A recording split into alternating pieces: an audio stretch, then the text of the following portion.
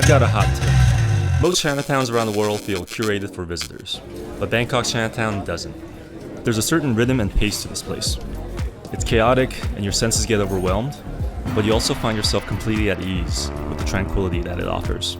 And it's definitely a neighborhood visited by many tourists for sure, but it's got a genuine vibe that I find fascinating.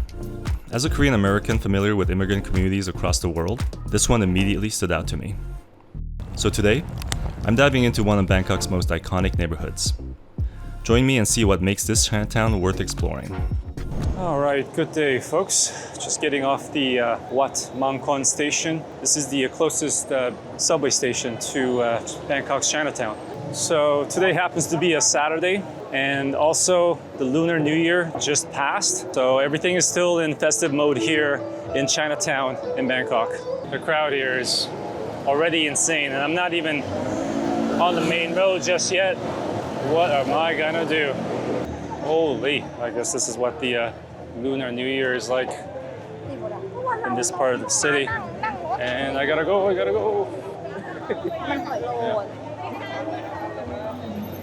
You're hit with an array of senses once you enter the market area of Chinatown. There's merchants shouting, there's all sorts of interesting food being prepared, and the vibrant colors draw your attention to every direction you look at. Bangkok can feel really modern with their super tall high-rises, condos, and malls. And then you come to a very traditional market like this, and it really feels like you've entered a whole new world. It's pretty crazy. But Chinatown isn't only chaos. There's calm here too. Hidden among the busy streets are Buddhist temples like this one. Inside, the noise fades, replaced by a quiet, spiritual space. Especially around the Lunar New Year, locals come to light incense and pray for good fortune for the year ahead. Okay, so now I'm at Yaowarat Road. This is the main strip of Chinatown in Bangkok. Here you'll find a lot of gold, jewelry shops, old hotels. I'm gonna try to find some food if I can.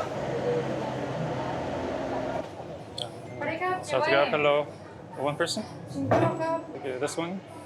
Beef noodle? Yeah. Okay, which one noodle? It's all by hand? Yeah, I recommend normal. Okay, let's do the normal then. Somehow managed to find a pretty quiet place for lunch. I decided that hand-pulled noodles might be a good choice here in Chinatown. It's my first proper meal of the day. It's like some hand-pulled Chinese-style noodles. All right, the broth is good. Try a piece of meat.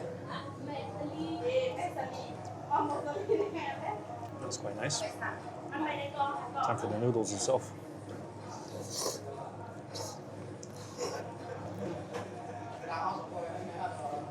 Oh yeah, this is the right stuff. Nice and chewy. Makes a big difference when it's hand pulled.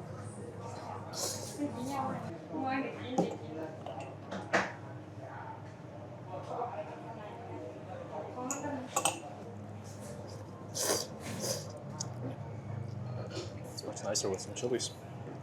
Okay, so that was a pretty nice lunch, but I'm not done with Chinatown yet. I enter the back alley of Chinatown. You still have people that are just busy, hustling, moving things around. I'm just thinking how different the Chinatown here in Bangkok is to things that I'm familiar with, like the one in Toronto, for example. I mean, the one in Toronto is fairly big too, but it just doesn't compete with Bangkok's Chinatown when it comes to the depth and the history. This is a real old part of the city, and you can just feel it. It's also a little grimy, it's chaotic. I mean, a lot of parts of Bangkok are, but this part in particular is a place full of chaos and fun. As you continue getting lost in these alleys, Chinatown slowly blends into Talat Noi. Talat Noi is an extension of Bangkok's Chinese heritage. It's a place where industrial warehouses and metal workshops exist alongside hip, trendy cafes. The contrast feels unusual, and that's why it's fascinating. Yeah, what I like about this area of Talat Noi is that, I mean, it's certainly a touristy area, but it's also a place where a lot of the locals actually get some stuff done. So yeah, I gotta say overall, it really reminds me of the old quarter in Hanoi. It's like an area where the locals chill under the shade. Yeah, Sawadee-ka. Tao lai ka? 40? Okay. Time to get some electrolytes in me.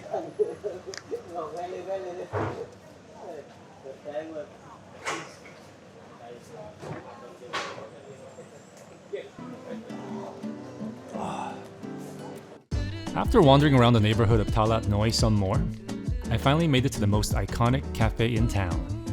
Mother Roaster was founded by Plunpit Ryanek, otherwise known as Auntie Pim. She's somewhat of a local legend in Talat Noi. Her small business has now become one of Bangkok's most iconic cafes. Getting inside the cafe is a bit of a mission. You have to walk past all the antiques and old factory gear. But once you go up the stairs and finally get inside, you are welcomed by the smell of strong, good coffee. It's cozy. It's a place that triggers memories. And the coffee? What can I say? It meets all the expectations of a great brew. And watching the neighborhood through the window while the city goes on is a great reason to stay. And honestly, that's sometimes the best way to experience Bangkok. Slow down, follow a small sign, and see where it leads.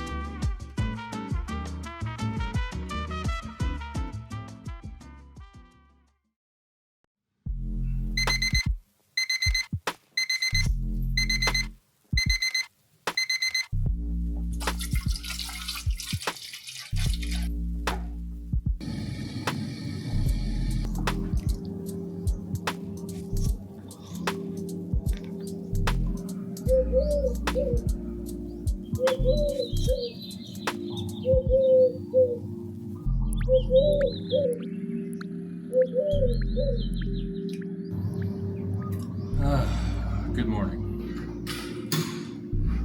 I often wonder how I ended up here. My life isn't as glamorous as some digital nomads hopping around Bali, but I'm grateful for the freedom to live in ordinary, unassuming neighborhoods around the world. It's been over 3 years since I left my life in Canada to travel. In that time, I've learned a lot, and grown even some more. I used to party hard with backpackers, trying to numb the quiet emptiness that sometimes came with traveling alone. But eventually, I realized that changing countries doesn't fix what's happening inside. I had to face my own feelings the hard way. During early mornings when thoughts like these surface, it helps to have somewhere open 24 hours nearby.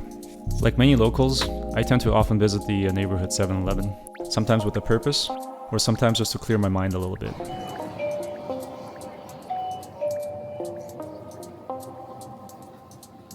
I love this place. You can literally get anything here. Uh-oh. No sale of alcohol between 11 a.m. till 2. That can be a problem for some people.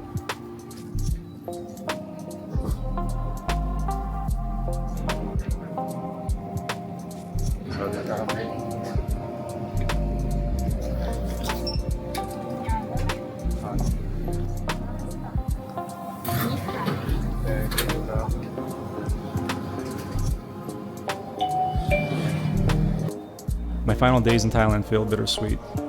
I'm sad to leave, but excited for what's ahead. Well, stay tuned because my journey continues across the Asian subcontinent to a destination that's sure to fascinate many: India.